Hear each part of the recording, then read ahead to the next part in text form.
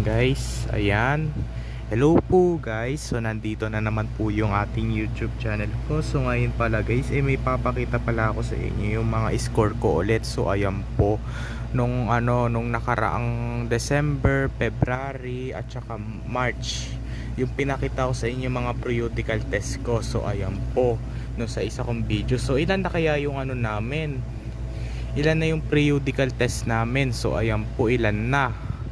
So ayan po, kasi ito yung pinakauna naming periodical test December 2024 periodical test score ko.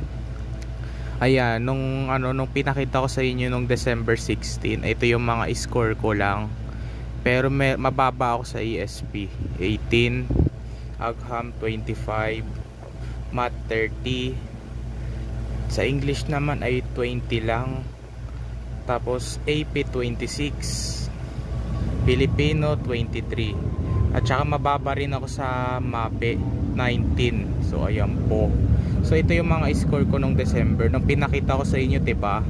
Nung nasa kwarto ako sa may office ni Daddy. Nung mababa tayo dito. So ayan po. Ayan, pinakita ko sa iyo yan. So ayan po, yung pinakita ko rin sa inyo yung mga mistake ko, yung mga mali ko doon. So ayan po. Ito pa guys, yung isa ko yung bumawi na ako. Dito naman tayo sa February 2025, panalawang periodical test namin ulit. So ayan po. Ayan, so ngayon ito ulit yung score ko. Bumawi na ako ng kunti sa ESP. Ayan, 27. Yung pinakita ko sa inyo nung February, diba? Yung sa test lang.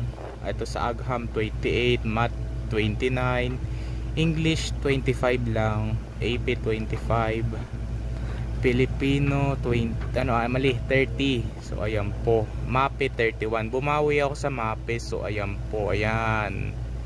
Yung pinakita ko sa inyo. Ayan, tumaas ng kunti yung score ko nung sinabi ko. Next, ito naman din yung isang panatlong periodical test namin, March 2025. So ayan po.